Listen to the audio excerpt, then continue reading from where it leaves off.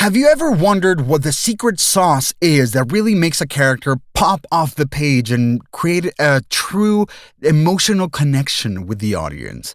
Of course, good writing is paramount, but for a voice actor, the category of dimensionality in the RCSB framework is all about that special sauce that creates a bond between character and the audience. So stick around, we'll talk all about the category of dimensionality, starting with the element of reactivity, and at the end I'm gonna give you a bonus tip for you to consider. So see you then.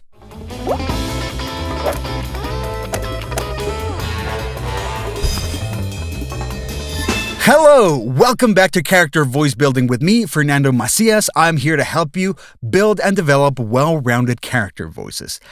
So, we are in the dimensionality category, and I'm very, very excited to tell you guys all about this because I've been waiting from the very beginning to talk about it. It's my favorite one by far. Now, dimensionality, what exactly is dimensionality? I consider dimensionality to be all the extra things you do with your voice that are not necessarily part of the script, but add humanity to the character. So it really helps take your character from a two-dimensional character to a three-dimensional character, much more rounded. That's the R in the RCSB. So the category of dimensionality has three elements. It has reactivity, quirks, and tics. Now, these three things we'll cover in the next few videos, but reactivity will be the one for this one. So what is reactivity? Reactivity is how a character expresses a verbal, emotional reaction to information, events, or stimuli. So when we talk about connecting with the audience, this is a big reason why. It's all about emotion. Humans connect and communicate through emotion. Logic has some sort of, part in it, but really it's that emotion that really creates a bond between people. So with that said, let's talk a little bit about emotion itself. So Paul Ekman is a psychologist that has spent most of his life studying emotions. And he, at the very beginning, came up with the 6 basic emotions, which are anger, disgust, fear, happiness, sadness, and surprise. So think about the Inside Out movie and just add surprise to that. Now, this has evolved a little bit, and there have been other proponents of what the emotions are. One of them is Robert Plutchik, did the Wheel of Emotions. So it's arranged in a kind of positive to negative manner. So you have joy versus sadness, anger versus fear, trust versus disgust, and surprise versus anticipation.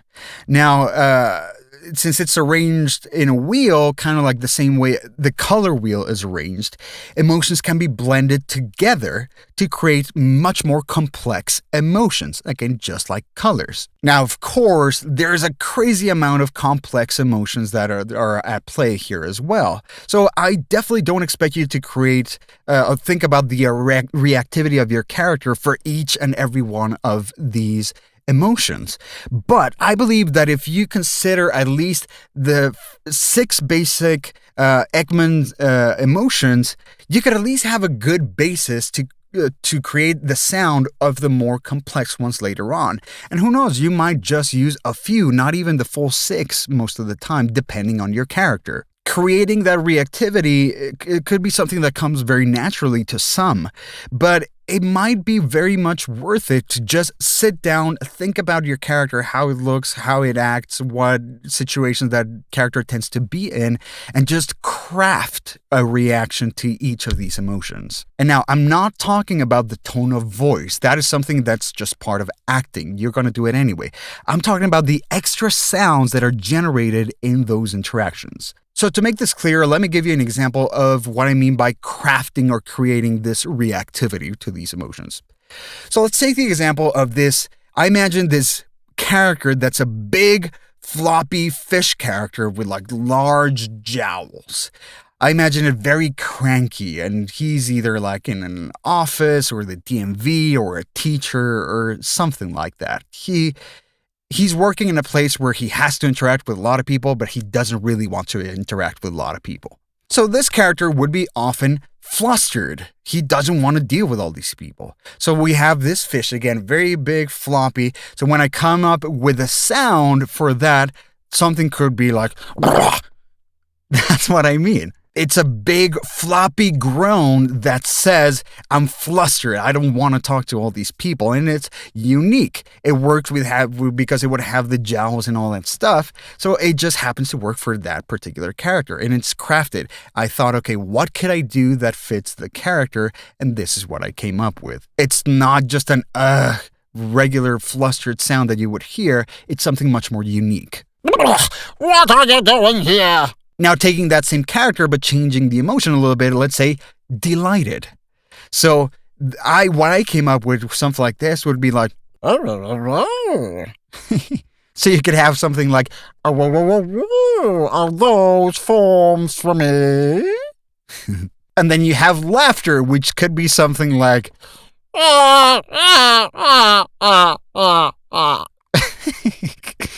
he is laughing, but it almost sounds like he's crying in a way. So I think it fits with that character.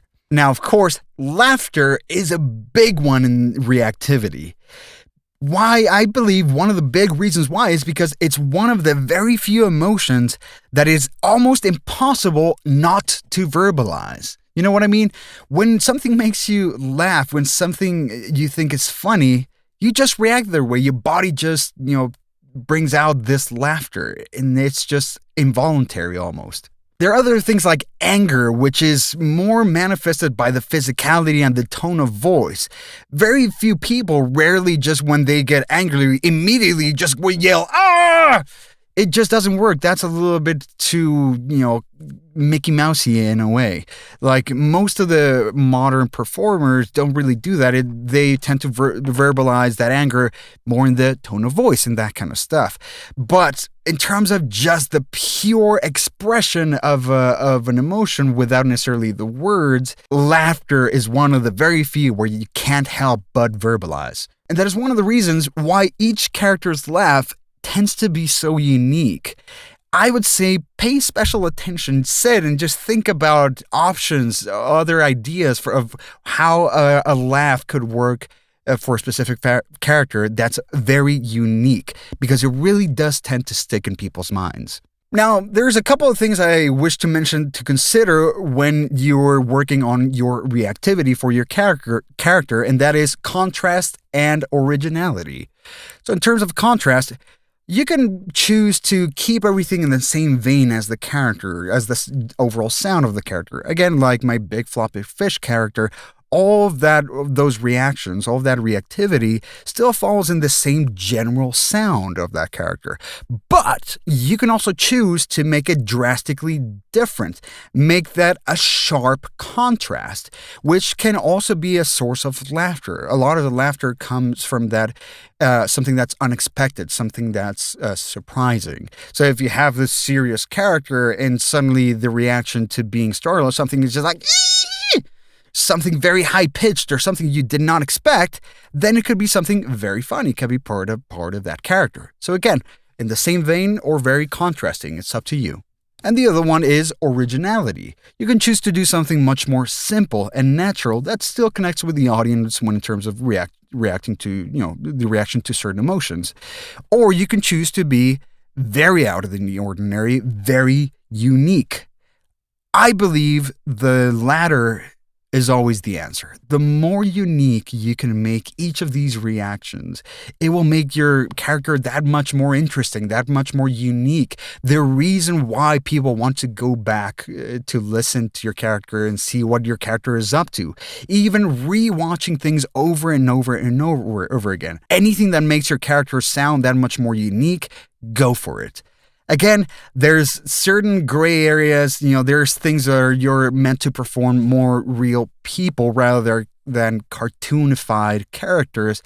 That's a different story. In that case, going for a very exuberant sound might be considered cartoony and out of place. So it really depends on the application. But in general, the more unique you can make your character sound, the better. Example 1. So since I already did the big floppy fish example, and I have a lot of iconic industry examples to share, I'll skip the formal performed examples and just go straight into the industry ones. So the first one we have is Winnie the Pooh. And this is a little laugh that he does, but it's not necessarily laughter itself when, finding something funny. It's more an expression of joy. Oh, of course. What could be more important than a little something to eat? In that same world, we have Tigger. Again, it's not really a laugh because something's funny. It's more excitement. Come on, let's go. Very, very unique and iconic to that character. Then we have Dr. Zoidberg with Scared and Startled. Again, this is very unique. You wouldn't normally think about this kind of reaction, but Billy West just sat down and came up with that, and it just works so well for that character. Imbecile.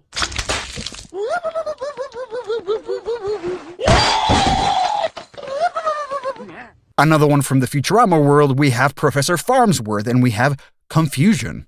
Then we'll delve a little bit into the laughs, starting with SpongeBob. And this is a really cool clip I found, which is kind of like a mini tutorial of how to do the SpongeBob laugh. And this is a prime example of just taking your time to sit, analyze your character, and play around until you find a good reactivity for that character that's unique. Step 1, make a noise like a smoke detector low on batteries. And while you're doing that, you just move your hand up and down on your neck and rattle it around,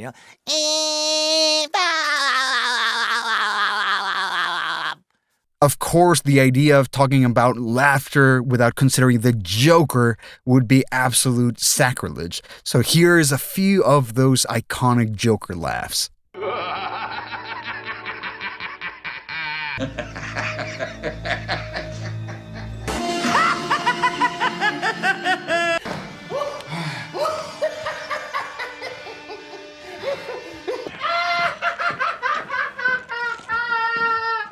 Then we have Super Mario expressing fear when he's falling off a cliff. Then Yoda, this is a cool example because he uses a lot of grunts all the time. And in his case, it really means a lot of different things. It can mean contemplation, it can be mockery, being pleased, being disappointed, etc.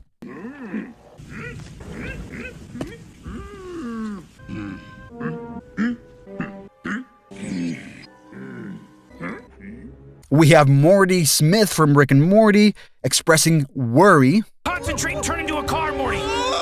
Never mind, here's a taxi. Get in, it's fine. Donald Duck being flustered or angry. And last, we have Tina Belcher from Bob's Burgers expressing anxiety.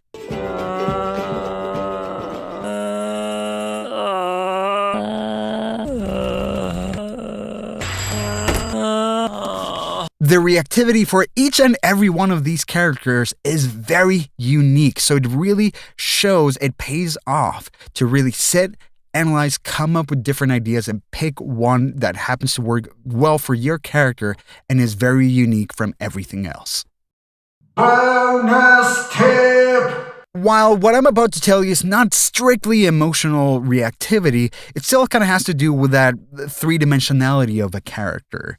I call them casual fillers, and it's those words or sounds that are not necessarily in the script, but make what you say sound much more natural. So here is a short little script that I wrote. Listen to the extra things that I say that are not necessarily part of that script. Jerry? Weren't you supposed to bring the ski masks? Yeah, but what for? I mean, we're in a pandemic. We're already wearing masks. Oh, that still leaves our eyes uncovered. They would also be uncovered with masks on. They don't sew the eye holes shut, I'll make another video later on focusing strictly on casual fillers, but I hope this gave you a general idea of what I'm talking about. Thank you so much for joining me today.